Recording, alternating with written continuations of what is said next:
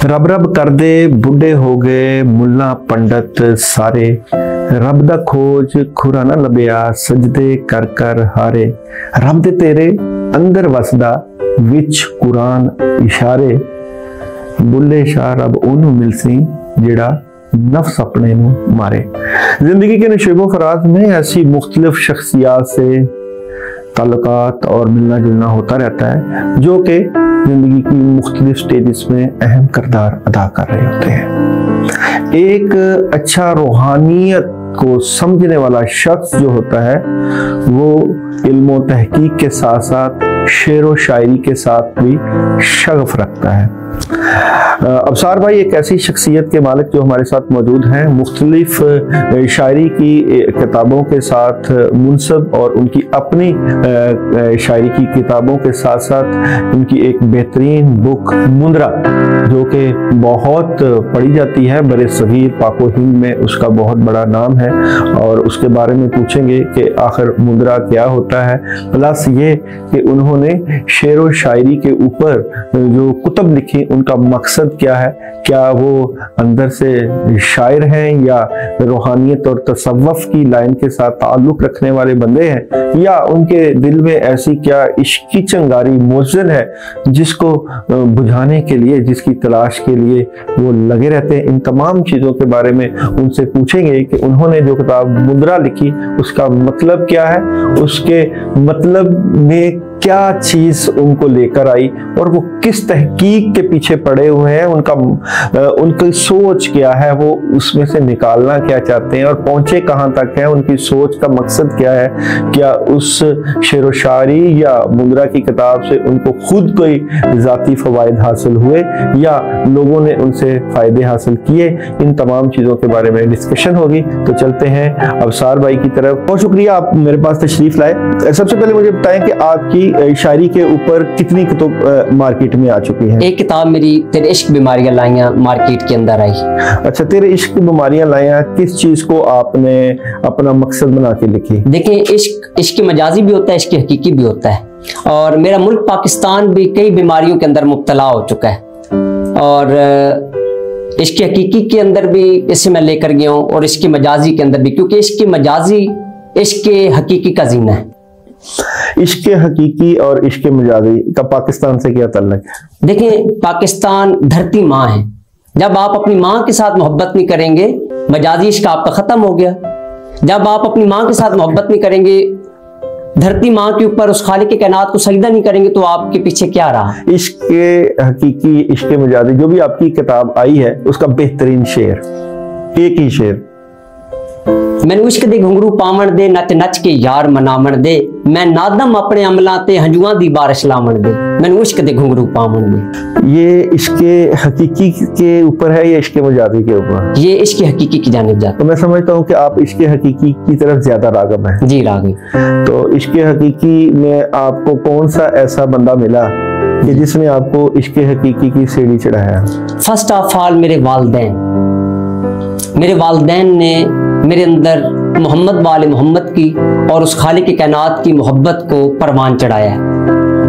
अगर कोई बंदा इस किताब को पढ़ता है जी, उसकी रूहानियत या उसके इश्क हकीकी या उसके इश्क मजाजी के ऊपर क्या फर्क पड़ेगा? देखिए, जो शख्स अपनी सोच के तहत हर बंदा हर शेर को अपने मिजाज के ऊपर लेता है, इश्क हकीकी वाला इश्क हकीकी के जीने पर लेगा, इश्क मजाजी वाला इश्क मजाजी के अंदर लेगा। इस किताब से आपकी एक किताब मार्केट में आई है मुंद्रा। मुंद्रा का क्या मतलब समझते हैं? मुंद्रा वो मनाजात होते हैं, ये शायरी से हटकर है। ये इसके अंदर एक रिदम होता है लेकिन इसके अंदर अरूज को शामिल हाल नहीं किया जाता। शायरी के अंदर रमूज का होना जरूरी है, यानी कि अरूज का होना जरूरी है, उसका एक हाशिया है, औजान को आपने देखना है लाजमी तौर पर। मुंद्रे के अंदर इसकी कोई कैद नहीं है। मुंद्रा वो मनाजात होती हैं जो आप अपनी जबान के अंदर उस खालिक के कायनात से अपनी इल्तिजाएं करते हैं, अपनी फरियादें करते हैं। मसलन एक बंदा कहता है कि या अल्लाह पाक तू मुझे रिस्क दे दे, एक बंदा कहता है या अल्लाह पाक मैं तेरा बंदा नहीं, तू मैंने रिस्क क्यों नहीं देता। यहाँ पर भी उसकी एक आहुजारी है, उस खालिक से मांग रहा है, या अल्लाह पाक मैं तेरा बंदा हूं, तू मुझे दे दे। या अल्लाह पाक तू अपने नबी के सदके में मुझे दे दे, अहले बैत के सदके में दे दे, कुरान के सदके में दे दे। ये आहुजारी है। आप समझते हैं कि हर बंदे के अंदर रूहानियत मौजूद है जी। एक बंदा अपने अल्फाज में अपनी अल्लाह को आहोजारी या अपना जिक्र या अपनी दुआ कर रहा है तो वो उसके लिए मुंदरा कितना जरूरी है? देखिए, मुंदरा जो अल्फाज वो इस्तेमाल करता है वो मुंदरा ही है। जो मैंने अभी आपको मिसाल दे दी कि या अल्लाह पाक तू मैंने क्यों नहीं देंदा, अपने नबी दे सदके नाल दे दे, कुरान दे सदके नाल दे दे, फलां बाबे दे सदके नाल दे दे, शाह शम्स तबरेज़ सरकार दे सदके नाल दे दे। तो आप समझते हैं कि हर बंदा मुंदरे में है? हर बंदा मुंदरे के अंदर है। तो अगर हर बंदा मुंदरे में है जी। तो आपको क्या जरूरत पड़ी अपनी दूसरी किताब बनाने की? लोगों के अंदर ये चीज खत्म हो चुकी है। बुजुर्गानी दीन ने उस वक्त इतना पढ़ा लिखा जमाना नहीं था बरसगीर पाक व हिंद में, यानी कि उससे पहले पाकिस्तान और हिंदुस्तान बनने से पहले ये चीजें खत्म हो चुकी थी। लोग जो है ना वो अनपढ़ थे। अब एक बंदे को अगर आप कुरान पाक कहते थे कि आप वो वाली सूरत जाकर पढ़ लें, वो बंदा नहीं पढ़ सकता था। तो फिर वो कुरान पाक के कुछ तर्जमे करके उन्हें अल्लाह पाक की तरफ जो है ना वो रागिब कर देते थे अपनी अपनी जबानों के अंदर। अच्छा, एक सही तालिब इल्म को, जो मुंदरा का सही तालिब इल्म पढ़ना चाहे तो उसका दिल या उसका दिमाग कैसा होना चाहिए? देखिए, मुंदरा पढ़ने वाले को फर्स्ट ऑफ ऑल ये चीज चाहिए कि वो इस्तिग़फ़ार का विर्द रखे अपने साथ साथ, उसका दिल साफ हो, उसका दिमाग साफ हो, रूहानियत रूह से है। और मुंदरा आपको इसी आहोजारी की जानिब लेकर जाता है। जिस वक्त आप ये कहते हैं ना कि या अल्लाह पाक अपने नबी के सदके में दे दे, या अल्लाह पाक मैं गुनाहगार हूं, ये आपका इस्तिग़फ़ार है, यही मुंदरा है। तो आप अपनी दूसरी किताब जो मुंदरे के नाम की मार्केट में ला रहे हैं उसका क्या नाम होगा? मुंदरे हिस्सा दो, मुंदरे हिस्सा दो।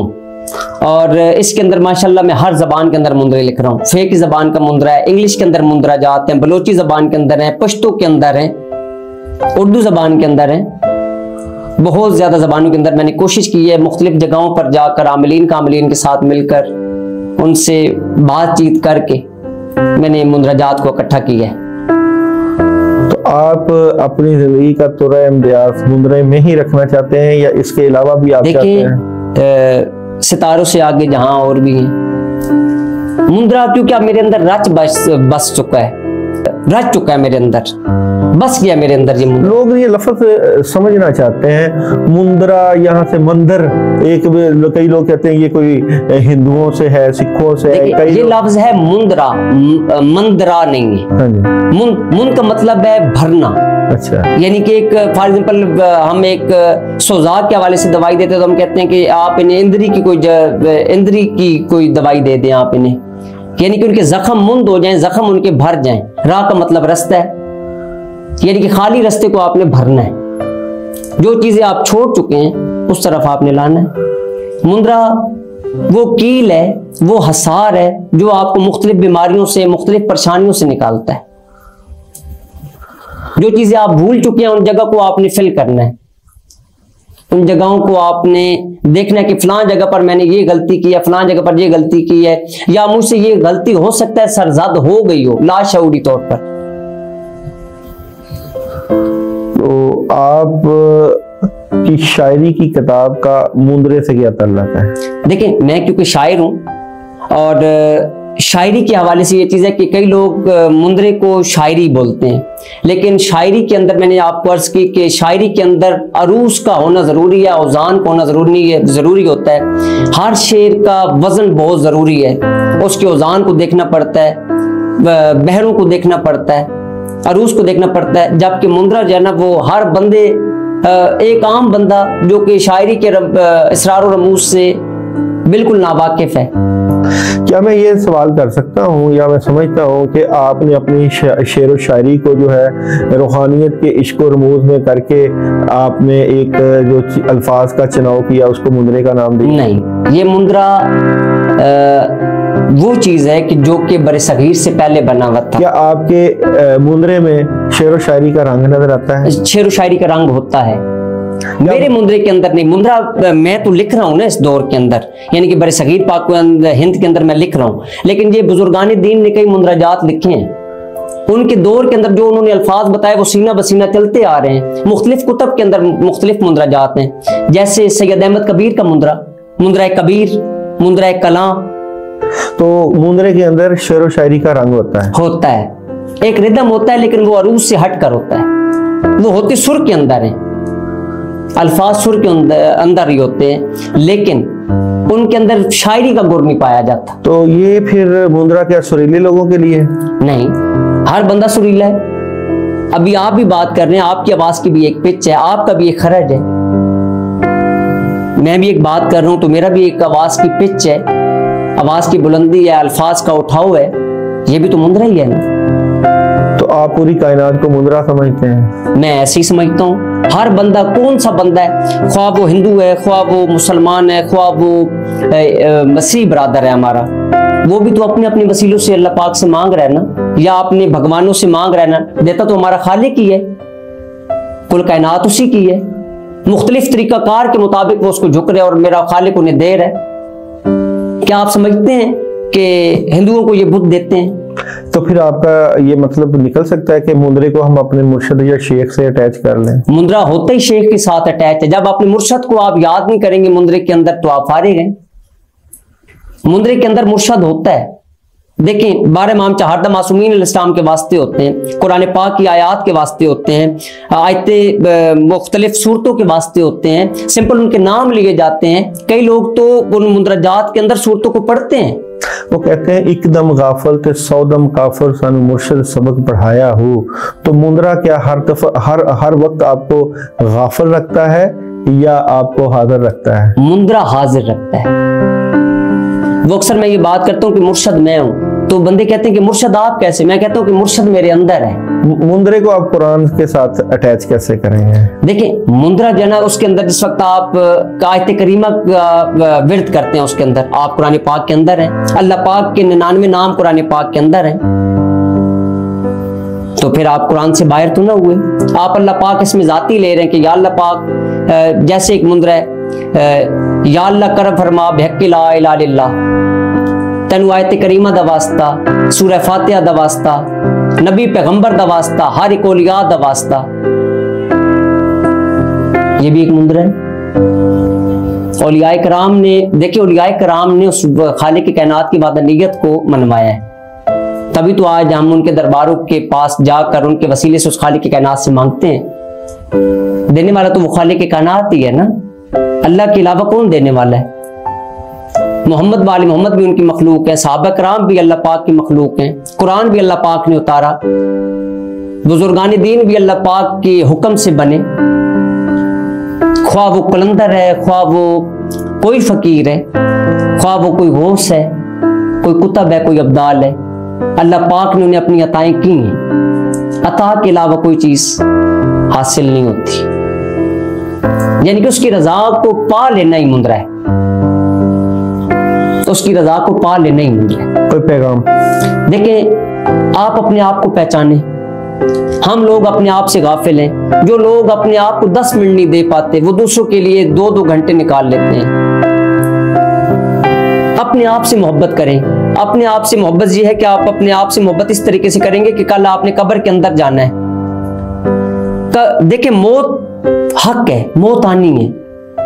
मेरी किताब के अंदर ये एक शेर था कि ए मेरा अकीदा ते मैनू पक्के, ए मेरा अकीदा ते मैनू पक्के, मौत हक ते कब्र शक के। मौत आनी है, ये आपको नहीं पता कि आपको कब्र नसीब होगी या नहीं।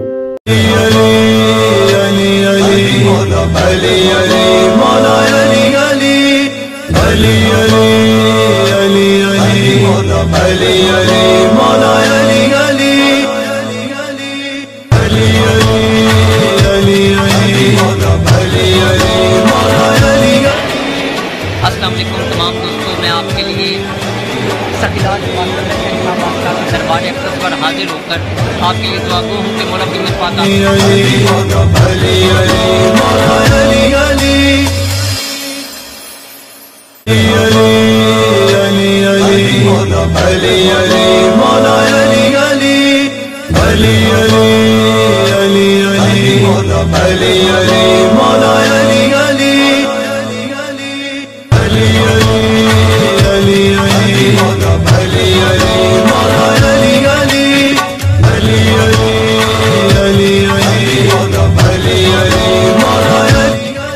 औज़ुबिल्लाहिमिनश्शैतानिर्रजीम बिस्मिल्लाहिर्रहमानिर्रहीम। दरूद मोहम्मद वाले मोहम्मद के घराने पर अल्लाहुम्मा सल्ली अला मोहम्मद वाले मोहम्मद वज्जल।